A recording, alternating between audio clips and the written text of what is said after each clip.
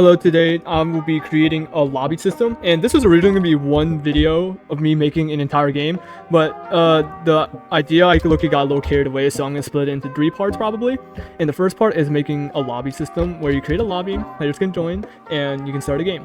And I'm going to show off the lobby system right here. I have 2 clients open to test it, and the first client will create the lobby, select the map, and then select the amount of players. Now, you might notice that a bunch of AI fill in the lobby, and this is fine, because when you list the lobby, nothing shows, and nothing usually shows, because with this testing, there's no player icon that actually gets used. And oh yeah, in case you don't know how to access this type of testing, if you click this button right here, server and clients, you click this, and then the scroll right here will allow you to choose the amount of clients you can run. Be careful, this can burn out your PC or laptop if it's not very good, so try to limit yourself to only 2 or 3 client tests at a time. So if I create this lobby and go to my other guy and he joins, he will be unable to make his own lobby, and when he leaves, he is able to make it again. Yeah, okay, JavaScript. All right, now going back here to edit lobby. When a player joins, this enemy factions things will update when a player has joined, and when I leave, it will re-update to make sure the AI refills the spot again. And I can destroy the lobby, and when all the players are in the lobby, I can press start game and it will start the game. But of course, I didn't make that part yet. So that's the entire functionality of this entire lobby system. Alright, the first 10 minutes I just spent making the lobby, and since this entire game is going to be camera controlled, not character controlled, all the characters will spawn in this box, and then I'll control their camera afterwards. So I create the basic UIs and stuff for the first 30 minutes, which should have taken 15. I spent 15 minutes trying to make the camera rotate in such a specific way, and I just wasted a lot of time doing that. So the first thing I scripted in is the 3 segments of UI I made, which is the menu, which is the simplest part. Let me activate this. This is the menu, and when you press the play button, it would disable the menu and bring you to the view lobbies section, where it allows you to view new lobbies. And when you press create new button, you'll disable this UI and enter this UI. Simple stuff. I have a back button and a go button to access each UI element. This was the simplest thing to script in. Now, the first logistics I had to make was creating the lobby. Now, the biggest regret I had making this was I didn't plan out the logistics of all my systems beforehand.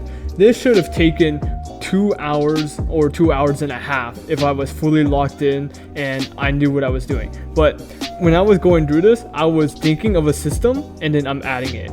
And in case I forgot about an important system, I would just add that later and try to attach it to my original system. And in case it couldn't attach well, I had to go back in my code, change it so it could attach. That wastes a lot of time. It's not optimal. And instead of 2.5 hours, I spent double that. And I completed the lobby making system in 5 hours. Research, testing, and all that. Now, let me present to you the biggest mistake I made. Splitting the local scripts into 2 different local scripts. Why did I do this? Originally, I thought, for anything that should update a UI, I should make it inside this lobby update script. And anything that involves pressing buttons, I put it in here. I did not follow that principle at all. So splitting the script into 2 local scripts, bad idea. And if you do it, make sure you actually follow the purpose of the script. I had to jump between these 2 scripts back and forth looking for errors because I split them in 2 instead of keeping them in 1 damn script.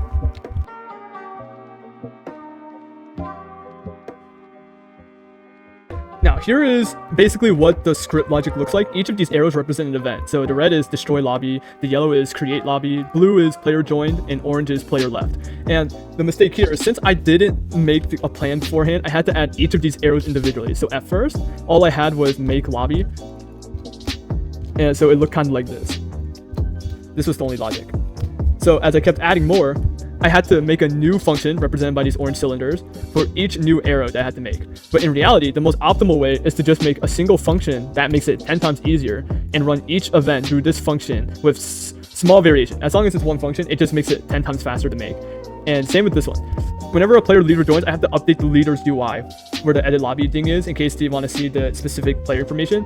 This all has to be one function. And because I didn't make a plan beforehand, I kept adding stuff in, represented by the plethora of unnecessary functions I have here, like left, warning, make, lobby, make, update, lobby. Instead of making the helper function, this is the helper function I ended up making, I had to make the update lobby part individually in each of these functions, which is why these are super short and this one is somewhat short.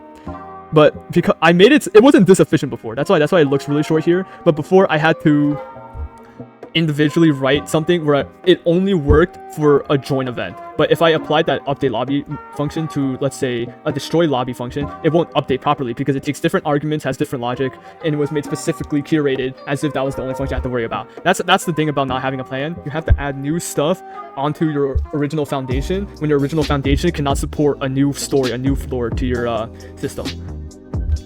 This is a structure if you do plan out your stuff. Here, I only need 2 functions because these 2 functions account for all the 4 different things that I need for a lobby making system to work.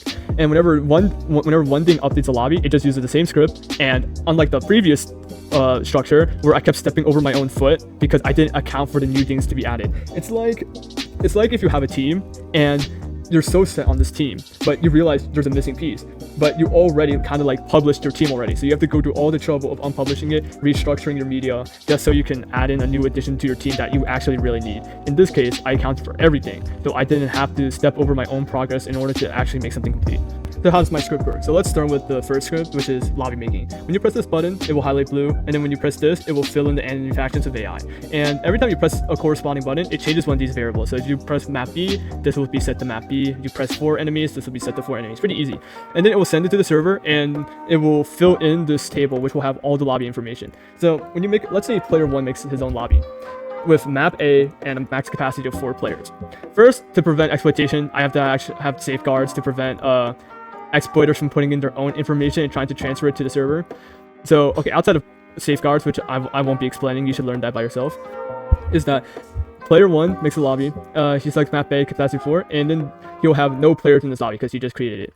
And the players in here will have, or as a player joins, they will be added to this table inside of this table. So there's basically 3 tables. The table of lobbies, and then the lobby itself is a table of its information, and then there's going to be a table of players inside of that lobby. So when a player joins, let's say player 3 hasn't joined yet, they will press a button, they press the join button, they press player 2's lobby, it will know it's player 2. So this is the key. The lobby, the key of the lobby is player 2. So it will find player 2 and then add it to player 2's players table. So if they leave, it will search through all the lobbies. So it checks player 1 for player 2, can't find them. Checks player 3, can't find player 3. Checks player 2's lobby. Ooh, there's player 3. Let's remove them from the lobby. So this updating stuff is really easy. Updating the server information, it's really easy. And when the lobby is destroyed, since the way I know if a player is inside of a lobby or not is to check if there are found in MG's lobby. If I straight up delete a table, that means player 5 and 6, which were in the lobby, the entire lobby is now destroyed, which kicks them out of the table by default since the lobby doesn't exist. The game can't find that table anymore because it's already gone. So that is actually a lot easier to updating the UI. Now, the thing with sending information between the server and local client is I can't send in objects through remote events. If you send in an object, the server object and the client object are different, so I have to send in an identifier.